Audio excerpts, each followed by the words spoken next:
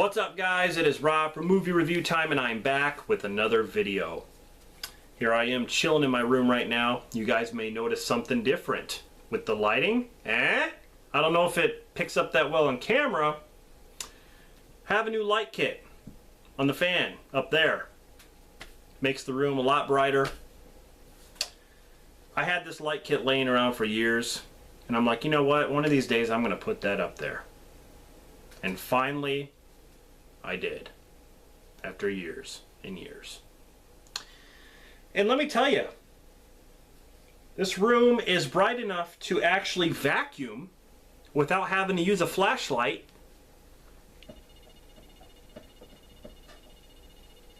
I mean, this room's dark to begin with. I mean, look at the wood paneling, the poopy brown door. I mean, it looks like someone took a dump on the walls. It really does. But for my videos, I had to use this. God. This thing does the trick, but I don't need it anymore. You know, because I had to put it right here, where it's off camera, but it's like right here. So if I look this way, I get blinded. Don't like that. So I don't have to use that anymore, because I got a light kit. But anyway, really excited about it. It's going to be a lot easier making videos now, especially up here, so I don't have to worry about all that junk that I have to set up. But anyway, this is going to be another list video, and I thought I would do something a little bit different and talk about movies of a certain year. And I decided to start with the 80s.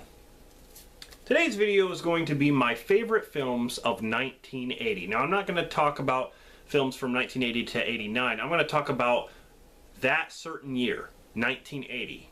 The next video will be 1981. The next video will be my favorite films of 1982, and so on and so on. I might go back to the 70s after a while and do like 70 to 79, but I love the 80s. Okay, I was born in 82. I love the clothes, the music, the movies, just the whole thing of the 80s. I love it.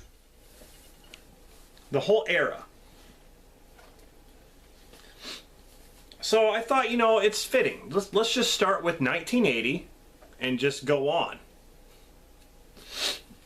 I thought about just doing horror films, but there are not, like, each year there's some horror films to mention, but there's also other good movies. So I thought, you know, I'm just going to do my favorite films all together. And this list does include horror films, action adventure films, dramas, comedies. So I got everything. So this is just my personal list, my personal favorites of the year 1980, and I hope you guys enjoy. Okay, so let's start first here with Cannibal Holocaust. Now, a lot of people will watch this movie and say, I'm never watching that again. And I understand it. I really do. I understand people not wanting to watch this movie again or thinking it's the sickest thing ever. I mean, it is. It's very realistic. They got real live animal deaths in here, which you can actually turn off. There's a feature. I actually have this on the Blu-ray as well, the Blu-ray edition. But I think this movie was done so well. It was so well. It's got a great soundtrack. I love the theme to it. When I first saw this movie, I was shocked. And I got this edition, the Grindhouse releasing at FYE. It was the last copy, and I remember I had to fight over this with one of the employees who was like, you know, I was going to grab that. I'm like, well, I got it first. If you work here and you saw it, you should have just put it behind the counter and waited till you got off work and then take it home. Or have bought it. I got it before you. I'm a customer. Give me my shit. So anyway, Cannibal Holocaust. Definitely a good one from 1980. The next one is my favorite horror movie of all time. Go check out my top 20 favorite horror films of all time. It's kind of one of my earlier videos on the channel. I state that this is my #1 favorite, and it always will be. There are so many great horror films out there, and it's very hard to choose, but this one, I just know. It always has been my favorite. Stanley Kubrick's The Shining. This movie has everything. You know, it's disturbing. It's got some great horror cliches that really work in this. Jack Nicholson is brilliant. Shelley Duvall was great too. But just an awesome movie. Just altogether awesome. Now, this one is a very fun film. And this is one that I used to rent. Not all the time, but I remember there was a couple times I would rent it because I would look at the cover, and the original cover art, and be like, you know, this is a movie that just looks like a lot of fun. But this is actually the collector's edition from Scream Factory, and it is Motel Hell with Farmer Vincent and his smoked meat. Basically, him and his sister, who are freaking nuts, make their own jerky. Then they have a special ingredient that they keep secret, but we all know what it is. It takes all kinds of critters to make Farmer Vincent's fritters. Look at that chainsaw! Look at that pig mask! My God! And then look, she reminds me of Kathy Bates from Misery. She really does. This is a very fun movie. I really like it a lot. Definitely one of the better ones from 1980. Here we have Superman 2. Definitely my favorite of the Christopher Reeve Supermans. It's probably, I would probably say, yeah, out of any Superman film, it's definitely my favorite. I like, you know, he fights Zod. And I don't know, I just like, you know, when it comes to Christopher Reeve's films, I like the first two Supermans. Third one is kind of a guilty pleasure. I could watch it to be entertained. And the fourth one is garbage, but whatever. Superman 2, definitely a great film from 1980. Here we have kind of a drama, and it was directed by James Bridges, and it stars one of my favorite actors, John Travolta, and it also has Deborah Winger in it. And I can't, what was his name? I'm trying to think of what his name was.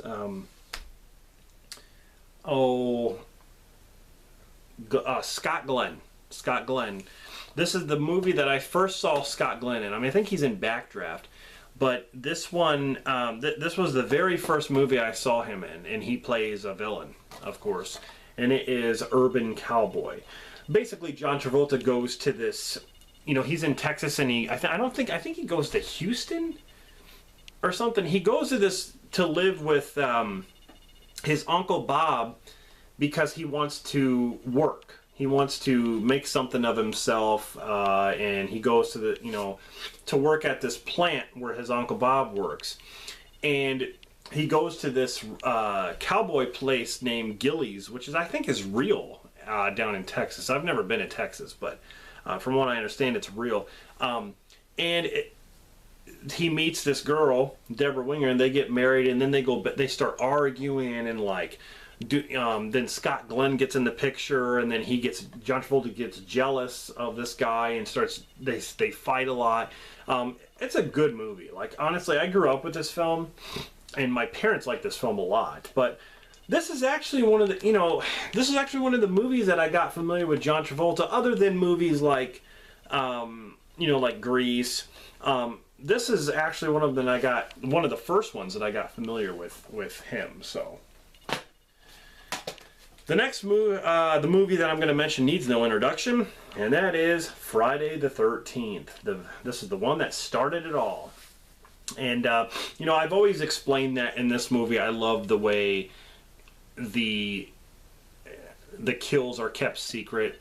In the first person, you don't know who's killing people from the very get-go.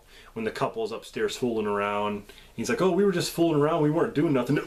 And until the third act when it was finally revealed who the killer is. I mean, that is, I mean, imagine the first time watching this film, you're just blown away. You really are. I mean, I don't think it works as well after you see it in a second viewing, but it does have the creative kill thing going on, which Friday the 13th is very, very well known for, with the creative kills, the different ways to kill people. And I would say like the modern day would be kind of like Saw. The Saw movies are kind of in that creative kill thing where it's all about the traps. It's all about killing people in different ways. So that's what I really like about the Friday the 13th franchise. And this is the one that started it all. Of course, this one needs no introduction. Empire Strikes Back. To a lot of people, this would be their favorite Star Wars. For me, personally, I like Return of the Jedi. Return of the Jedi, for me, I like the Emperor stuff, the whole Jabba stuff in the beginning. The Ewok stuff, I can deal with. It's not as bad as people say. But I love Return of the Jedi. It has the epic ending to it. Empire, I'm not saying Empire doesn't. This is where it's revealed that, of course, Darth Vader is Luke Skywalker's father. The whole training with Yoda. There's Lando Calrissian, just everything about this film's great. But I just personally like Return of the Jedi better. It's just a personal preference. But Empire is definitely one of the best, for sure. A really fun comedy that has a great cast. I mean, you're talking Chevy Chase, Rodney Dangerfield, Ted Knight, Michael O'Keefe, Bill Murray, and songs by Kenny Loggins, and it was directed by Harold Ramis. Caddyshack. Great movie. Bill Murray, when it comes to his, I like Scrooge, I like Stripes, of course Ghostbusters, he's great in, and this is another one, Caddyshack. Even Chevy Chase is great in this one as well. But just a fun, very fun movie. I have to get this on Blu-ray. Another great horror film that I just got on Blu-ray with the special edition cover by Severin Films. It is The Changeling. Now this is the DVD version, the HBO home video, the snap case version that I picked up. George C. Scott, a great creepy movie, if so to say. Now it's funny because you never would have known this if you just didn't look at it this way. But Jamie Lee Curtis had 3 movies come out in 1980 that were horror films. First one, Prom Night. Way better than the remake. I just have to point that out. Remake is garbage. First Prom Night, awesome. Oops. John Carpenter's The Fog, also with Jamie Lee Curtis. Way better than the remake, just pointing that out. Creepier, the effects were better. The Fog in the remake looked like someone did it with Pinnacle Studio. That's what it looked like.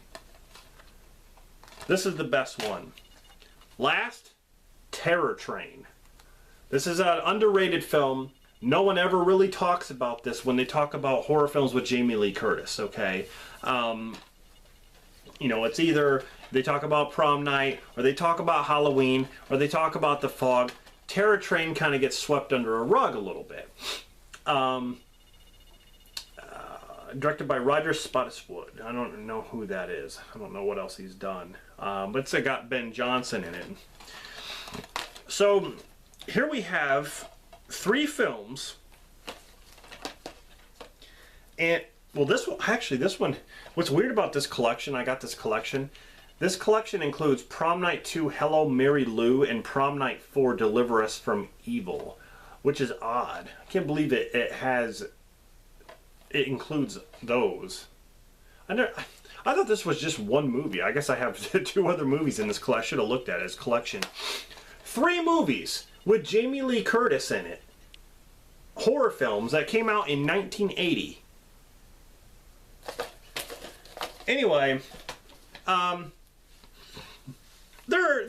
guess there's some other ones that came out. I think the Blues Brothers, I think, the original one. I think that was the year, I think 1980. And then I think Popeye with Robin Williams, which is actually a guilty pleasure for me.